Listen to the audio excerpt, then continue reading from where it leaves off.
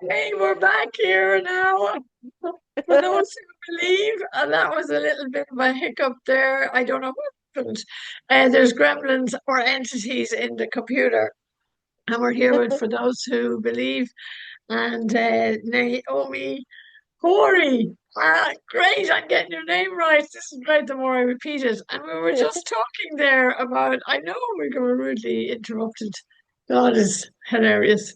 About how we are connected no matter where we are in the world. And, we even though we were receiving so much in Abidjania, now we're spread to the four corners of the earth. And we're still one big family because you're in Colorado, I'm in Ireland now at the moment. And, it doesn't matter. The entities know no borders, no boundaries, no time or space. So wherever we are connected and we're receiving and we're also giving of our love. And I think Abidjani gave us the space and the energy and the realization to do that because we witnessed so much extraordinary healings and extraordinary people, many who are with us and many who have shuffled off their mortal coils. And sometimes death is the cure, So we already touched on that. People not naughty, not doing their protocols after the interventions because it seems so simple, just 24 hours. I feel fine. But the work was so deep and so intense. And oftentimes here, I feel the entities like little Mr. Men inside me. Uh, Even when I was in America and Europe, I felt them working on me all sorts of days and nights, just reminding me that they're there. So you over there, and we were talking about your performing and everything, they're giving us a lot of wherewithal and a lot of courage to really stretch ourselves, courage, to shine our lights, because you're definitely shining and beaming out there performance wise, and your joy. I mean, I never remember you not smiling, you know, and it was because we were happy and still are, and we are so blessed to witness such a phenomenal healing power in these physical bodies on earth. And where we are in the world, we're not alone. That's the amazing beauty of it, and the Casa lives within us. And it is Yes. our duty, really, to multiply that without the ego. It's easier said than done, when you don't want it to come across as a crazy, no, nutty person, I tend to not speak too much to people who don't have ears to hear what we've been through.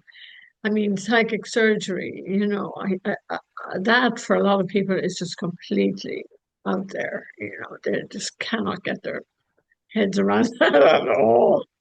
It is hard to get their get one's minds around it because it goes against every quote unquote logical thing that we know of. But life is so much more than we've taught, and even with science there are always new discoveries, things that maybe we believed as far as the power of the mind, and people are like, oh, that's crazy superstition, but now you look at quantum physics and what is that all about? And I feel, the healings too, whether we're in Brazil or elsewhere, that's another thing that we experience that may have seemed like not logical, but it makes sense, like, because you can be in a different country than someone else and you feel them thinking of you, you just feel their presence.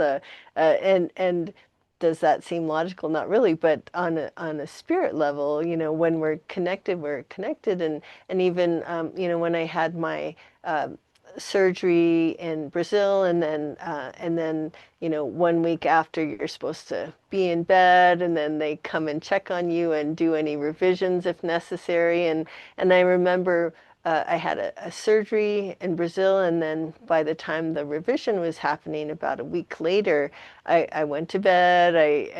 Followed the instructions, and I remember waking up and seeing the entities all around me, and then immediately after that, my dog woke up and started barking like crazy, just looking at them because suddenly they were in my room, and she went nuts, like, what is happening here, but it's just such a another clear example how so much is possible beyond maybe what we think. And it's such a reminder too of, what really matters in the end, because I think we can get so focused on like success or accomplishment or the bills or whatever, but what really matters is spirit, is the people that we love, because no one's ever on their deathbed going, oh, I wish I had just uh, filed one more piece of paper, or they're like, no, I wish I had spent more time with the people that I love, or my kids, or whatever, and I think that's what we came here for, is to be love, and in the end, that's what matters. Yeah, and we were reminded of that in the Casa because everybody was there to help us and to serve us, particularly when we went there first. I could not believe on the back of people's blue jackets, back 20 odd years ago, how can I serve you or how can I help you? I mean, you know, I just thought everybody is here to help us, and that for me was mind blowing because I'd come from a world where people just didn't do that. I mean, now in the world we have Wi-Fi and we have in Abidjan we didn't have any of that stuff. I mean, it was barely people with phones in those days.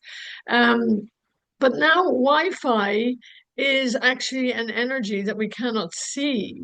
So, the entities are an energy that a lot of people could not see. So why would, the internet and all this Wi-Fi stuff be any different than beings that are around us? I mean, if you believe in Wi-Fi and it's not connecting, then of course there's beings around us we cannot see. You can't see a line of Wi-Fi going from your computer or your phone to your ear or whatever. So it's actually, like doubting Thomas, the apostle who said to Jesus, show me your wounds, because I don't believe you were crucified. And then Jesus turned around and, the holes in the hands and whatnot. And he said, Thomas, you have seen and now you believe. Blessed are those who have not seen and who believe, So it was interesting. And we were saying it as well. The entity did come out on the stage a lot of the time, I feel, because as that time went on and I was working, volunteering there, um, he did come out to show people that there is something going on that's bigger than us. No anesthetic, no washing. Like only the only thing they were using was water, and his bare hands were in people's heads and bodies, pulling out God knows what. I mean, I was squeamish. I was like, um, and I know that there was something bigger than us going on there. But a lot of people, when they saw that, they were like, "Oh my God!" That's why they wanted him to come out and show them that this impossible stuff was happening. And really, Saint Rita, to God all things are possible. And I was just such an amazing experience having the medium there. It's different now because people think there's not a lot happening there because there is no medium. But believe me, the medium was just an accessory to the energy, physically. So there is still a lot. I mean, the waterfall, the crystal beds. I think everything is amped up so much now that we're literally it's transparent, the energy. I think I feel and I know this to be true, that we're shifting dimensions. And Exactly. it's not easy for a lot of people because there's a big pull. That moon earlier this week was really pulling. Our bodies are 70% water and it pulls the tide. So a lot of people were being pulled. And there was a lot of people really. um, getting a little bit bent out of shape. I saw a lot of energy being, pulled, and the people don't realize what's going on, but it's energetically, cannot see the pull of the moon, but we feel this, that's why we're called lunatics. I, howling at the moon. I used to always go up and howl at the moon, but it's amazing how we need to see to believe. But I can feel it.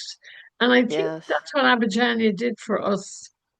And I think you might agree that it heightened our awareness and brought our sensory perception fields into a heightened state of consciousness. And I don't mean that egotistically, because it was really, we were ready, and we were, ready to learn and ready to receive. And I think everyone who went to the Casa, no matter who they were, received that extra um, healing energy that somehow it was a realization that, whoa, there is another dimension here, and it's higher, and it's controlling us, and it's God who's in control. We need to surrender to this almighty powerful. I mean, the physical world is really an illusion, and Yes. that alone, if you got that, then you're ahead already, because it helps to make sense of this short life that some of us leave. Some children only live for a few days, and we wonder why. Why would, I often hear people say, why would God take a child? But we don't know this bigger picture, and it's Mm-hmm. all in divine order. I mean, why am I Mm-hmm. still alive? And a lot of my friends are on the other side, and it's not for me to question that. My job is to show up, Right. see, and believe, because I know that there is Right. a gigantic force field that, call it what you like, the sacred trinity of innumerable names, that is the ultimate higher power that is really benevolent, and is guiding us on this evolutionary path. And for whatever reason we are on the planet, I mean, our job is really to love. Right. And Not, speaking about some of the things you brought up too, I remember once I was on the Casa grounds, and then one of the volunteers said the entities want everyone to come, to the main room, and they gathered everyone, and they gave a message from the entities that they're like, don't worry. What will happen if the medium isn't here.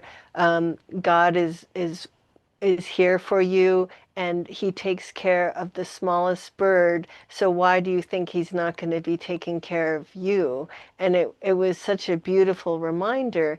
And also, speaking of the shifting dimensions, I think we are evolving as the human race, and it is before people needed more channeled messages or mediums or things like that, but part of our spiritual evolution of the human race in this dimension is to access that divine all around us and within us, and to step into our power that way. So I think that's part of our evolution as well. And everything we studied or learned at the Casa or through other different experiences in our life, just being a kind person, being love, all those things, being more sensitive to the energies around us, all prepared us for this new step we're taking in really being vessels of the divine ourselves, and having that direct connection. exactly, yeah, and that's a beautiful way to put it. We are stepping into a whole new earth paradigm. Um, and all there is love. And people say, oh, why are there so many wars? And, people are fighting, and there's chaos, and there's the destruction of the planet. I mean, it's all part of the same plan.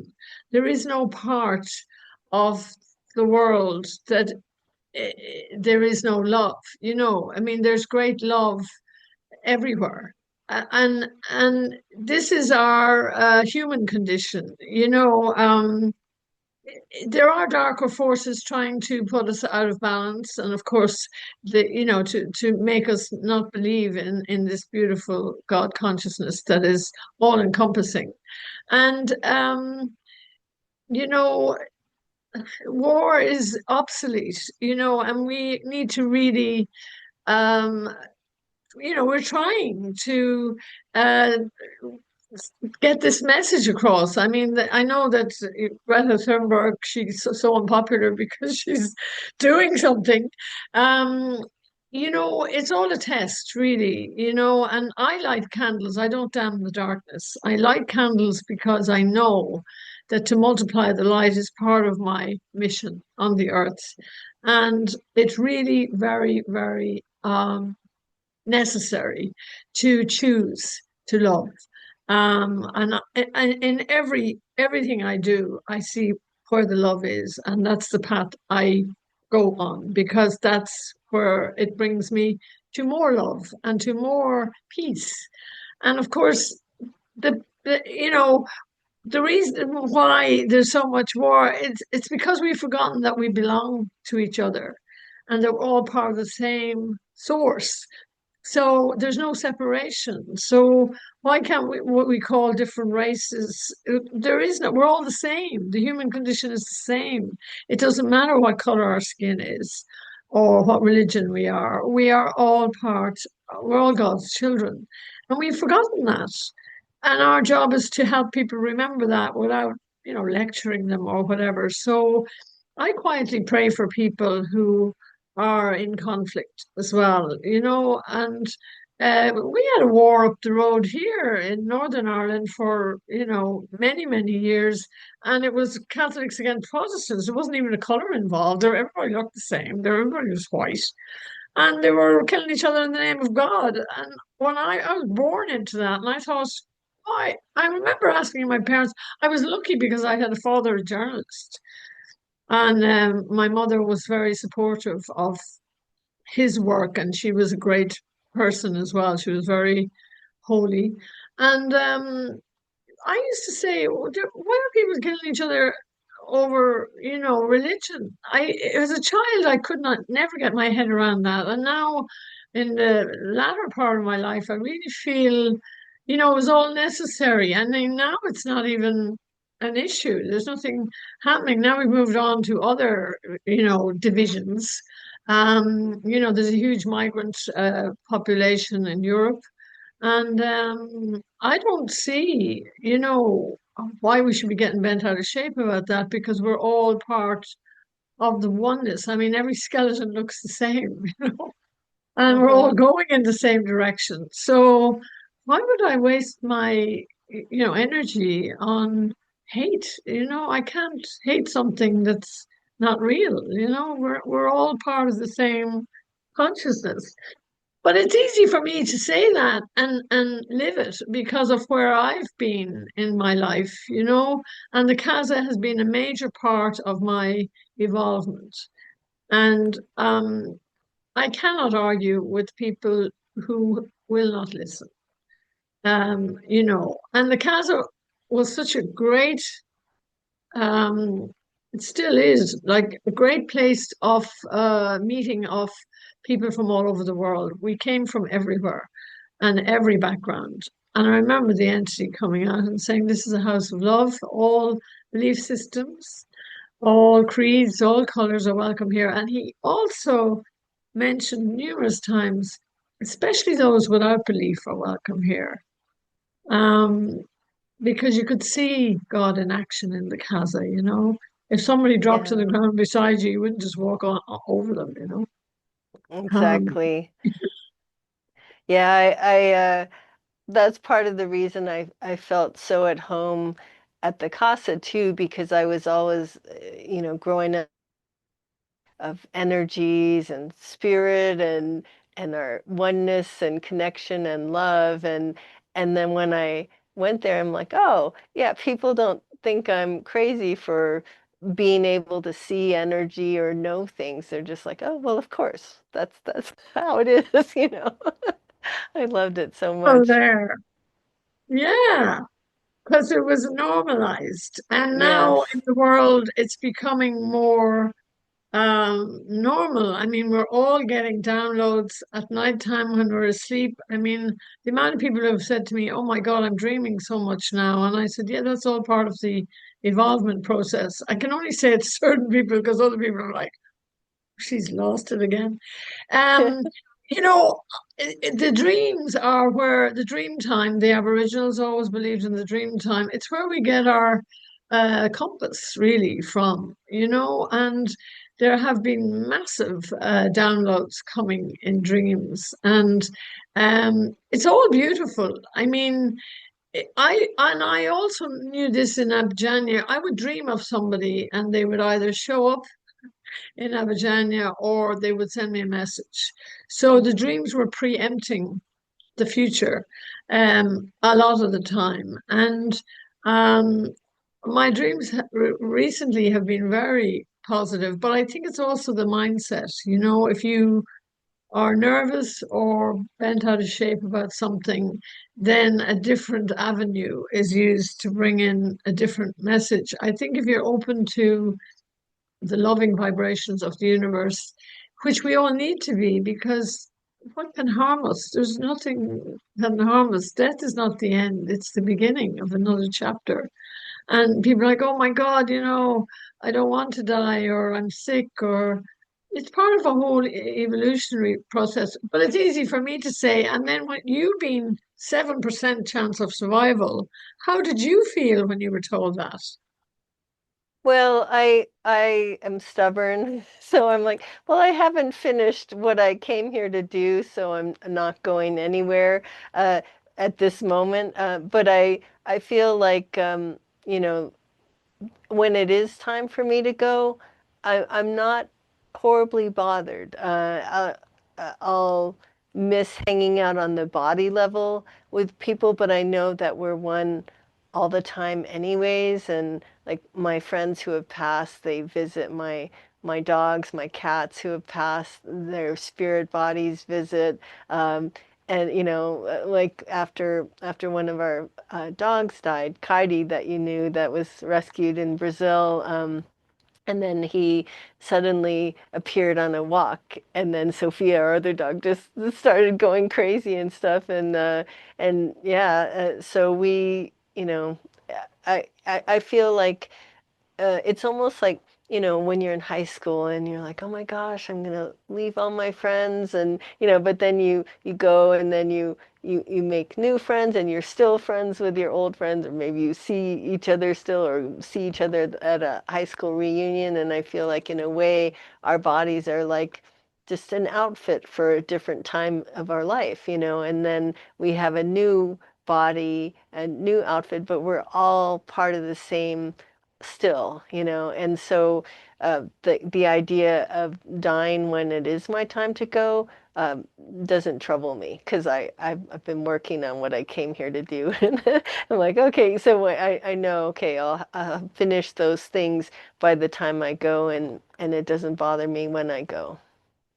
Great. It's a great attitude to have, and it's a very simple explanation of the nature of our human existence. And I think Abijania really blew my mind because I was so expanded in the spirit world there. When I went there first, everything fell into place like a jigsaw puzzle. And I was like, oh, so this is how it works. I mean, I still had a lot of discovering to do, and as you walk the path, it appears before you. And there's a lot of trusting and surrendering in that path. Like you know that you're not alone and that you're being guided. And I know that we were all brought back to Abidjania, and it always felt like a reunion. That we had all known each other from past lives. And that was, absolutely identified to me on many occasions that we had been shared lives together. and of course with Saint Ignatius of Loyola, the patron of the Casa. He shared with me that he'd known me for many lifetimes, and when he was talking to me through the medium, I had flashes of the battlefield, and it explained so much of my existence in this lifetime because I have a knife phobia, and I always, oh, I don't know how, but I was, I know how to use a sword, and I know how to use a knife, and I know it's not for cutting vegetables. So, and it all came to me in this rush of memory that Mhm. I had lifetimes where I had killed, and I think we've had so many lifetimes together that we lose track in this lifetime, that we're bogged down in the reality of the human. We think, oh God, is this it? We live and we die. And a lot of people have no belief in an afterlife, which is fine. But I certainly know that those entities were coming back to help us. And they had many lifetimes and they explained it very explicitly. So, I mean, a lot of people would say, oh, it's woo woo or it's, crazy. But I know in my heart of hearts what the truth is, and um, I find that sometimes when I'm getting bogged down in this human condition, I have to remember that. I have to stay grounded and also remember that there's another world, the veil is very thin. And when you ask for help me is a prayer, thank you is a prayer, and even silence is a prayer. So I know that they are answering our prayers, not usually in the way we would imagine, but um a lot of answered prayers, and certainly the Casa has been a major part in many of our lives, and it has brought us back together as a collective consciousness. And I really feel part of that movement of, the dimensional shift. We are assisting each other with this, wherever we are in the world. And by being able to talk to you about it is very liberating because not everybody gets it. And what the work you're doing there is phenomenal. You were giving talks there last year, the year before, and they were so beautiful and so enlightening and so God-given that it just is more proof that you are here working on your mission, and your mission is to multiply this beautiful high vibration, and you're doing a hell of a job of it, girl. And Oh, I love you for that, and sharing your bliss and your joy with people. And also your story is incredible because you weren't ready to go. I mean, how many people are given a 7% chance of survival and are still with us? Not that many, really. I mean, you have been really a teacher. mm, thank you. Yeah, I just, there were things I wanted to do, like, creating different healing techniques, sharing my work. I teach healing and intuition. So, teaching others how to do it, how to have awareness. And I'm like, I want to share these things before I go, and including the things that have helped me. So I feel very happy. And now I'm working through singing, which has been another, process, and just I feel like all the work I do is in some way just helping people remember who they are, because we are all light and love, and just helping them remember that. Yeah, and that's really, without saying it out loud, that really is what you're doing.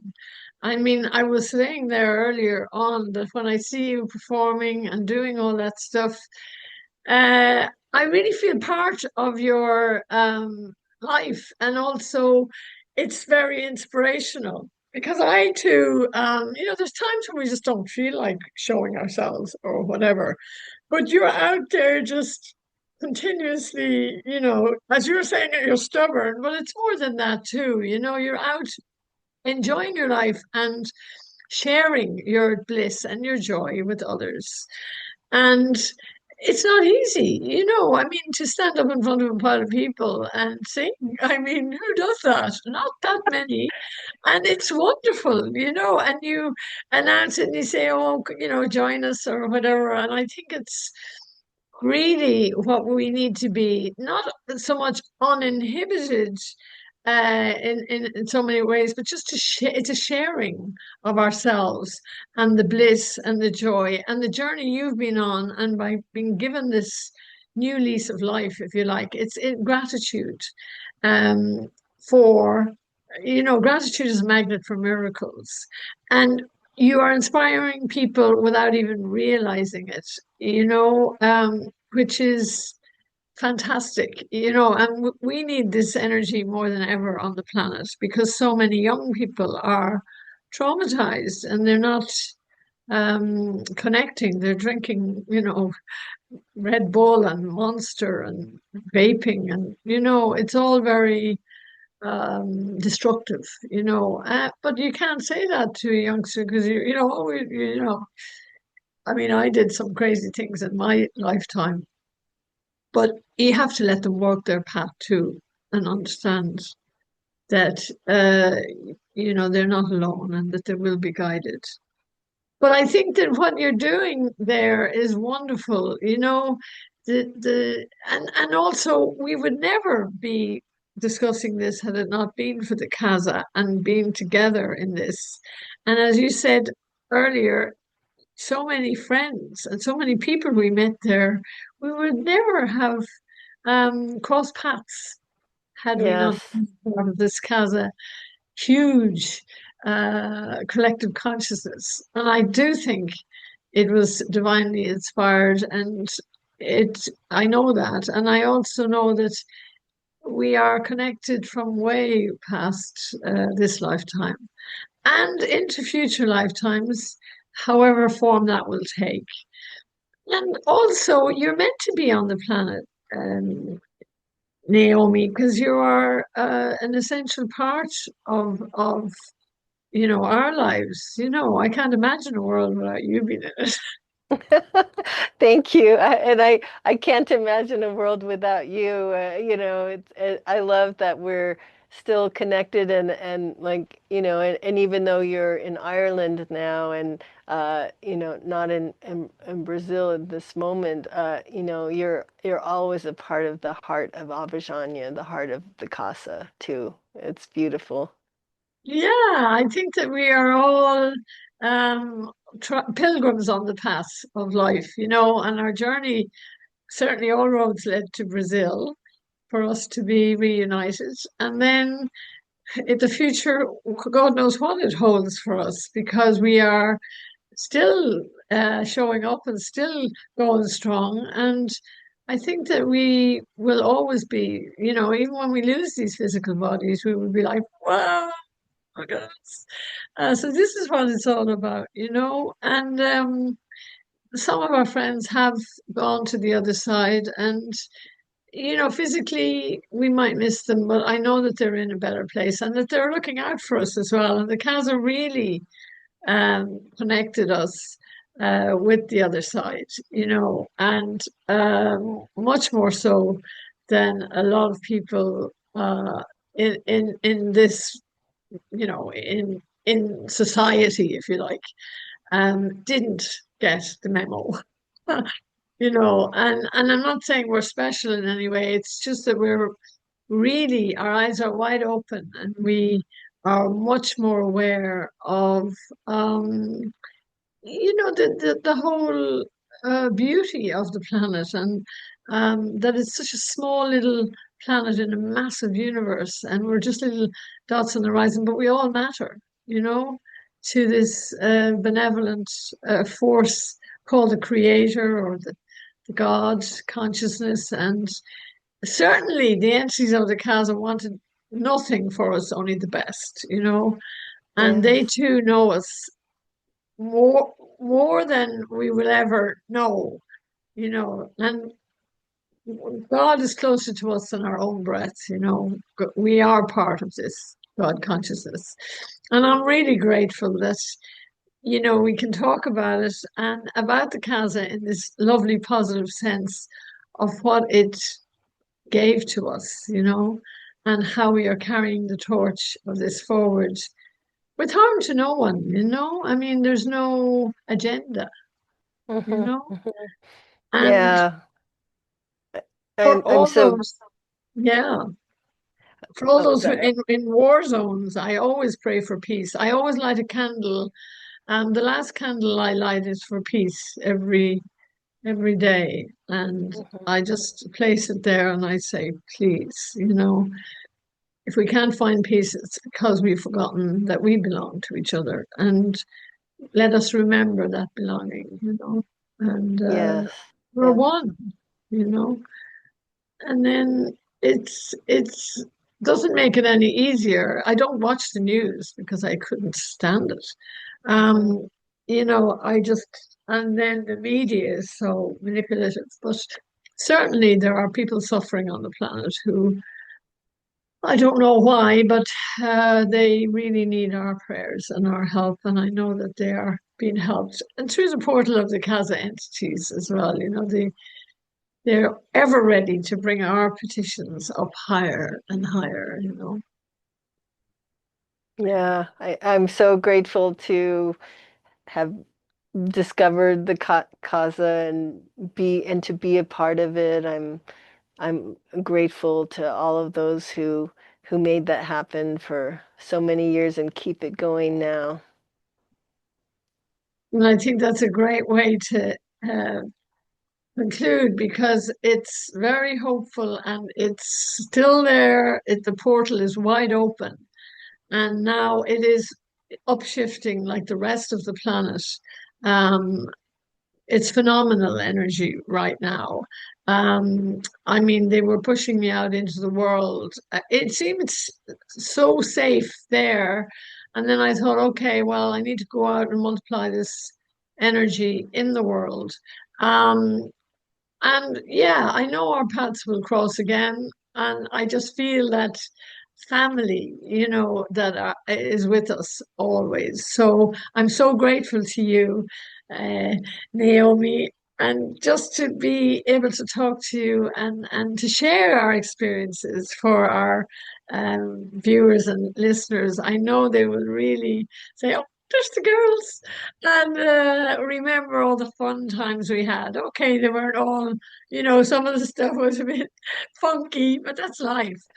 But we had a I, lot of laughs. I mean, we laughed so. one of my favorite nights with you was that party at the Irish Embassy. It was so much fun, and we had those wacky costumes for St. Patty's Day. That was such a blast. Undercover agents. It was, all really nice and hello, hello, and all very nice. And then suddenly my bag of tricks came out, and out comes all the flashing gear and the glasses, and everybody was into it, and I really, that's what I do in the embassy. It's almost like a Trojan horse. I get inside and then suddenly out come the party animals because people need to laugh. And I will never forget that. And all the girls with us. And then we met the Brazilian Diana. I met her recently actually. She was the wife of the musician. And Patty. And it was so funny because we're all on the same level. Laughter is a great leveler, and a great heart opener. And we were just having so much fun. And I mean, even the waiters were like, oh my God, these girls are mad. Um, but that's what we needed to do. And people used to ask me to bring my red noses down to the current. And I said, no, no, no. I think now your eyes are closed. That's different. But certainly an embassy party was where we could open up to all of those possibilities of cackling our little heads off. And also, um, all that stuff was in the cafe. And then I used it for with my aprons for during COVID because the world needed a bit of lightheartedness as well, and I had so many aprons. I have like 50 aprons. And Yeah, then your apron fashion show was another hit. I Uh, mean, they just tell me to go and do that stuff, which, because when you laugh, you open your heart. And I really, I laugh and the whole world laughs with you, and that's really medicine. So I always tried to keep it light. And, it was interesting because the current work, I was so tempted and I never did it because I had a respect for the work.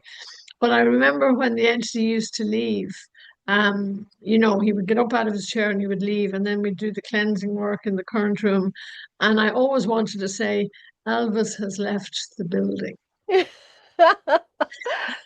Because my Great. nickname for Medium Joao was Elvis, because the first time I saw him with my sister when the casa was tiny, I turned the corner into his room. It was a different setup back then. And I didn't see Medium Joao. I saw, because he was quite overweight 22 years ago when I was there. All I saw was this flash of Elvis, and I thought that's where Elvis is. And we had an Elvis interpret, and we had an Elvis impersonator in the cafe, and he was from my home county, Ireland of all places. And Oh, he had an Elvis experience in the Crystal Beds, where he went. The entity center was the Crystal Beds, and he went down there and he had an Elvis experience. So, and I mean, Elvis gospel, I tried to get it into the current rooms, but I was met with, no, because he sings the Our Father and the Hail Mary so beautifully, Elvis, and the How Great Thou Art. I mean, this stuff is the stuff of legends, and I play it in the car, and I love the gospel. It's such a high energy, the gospel according to Elvis Presley. So it was funny that yeah, Elvis has left the building, and I was just so close to saying it one time. But anyway, it was serious work and there were people quite ill, so I didn't want to, be too flippant.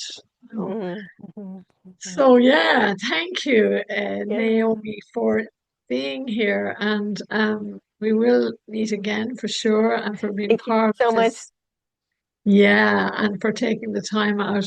And I just love you so much, my sister, and our paths will cross again for sure. Yeah. I love you too, Grania, and thanks for spreading so much light and laughter in the world. Yeah, thank you too. And keep up the good work. Okay, take care. Yeah. Bye.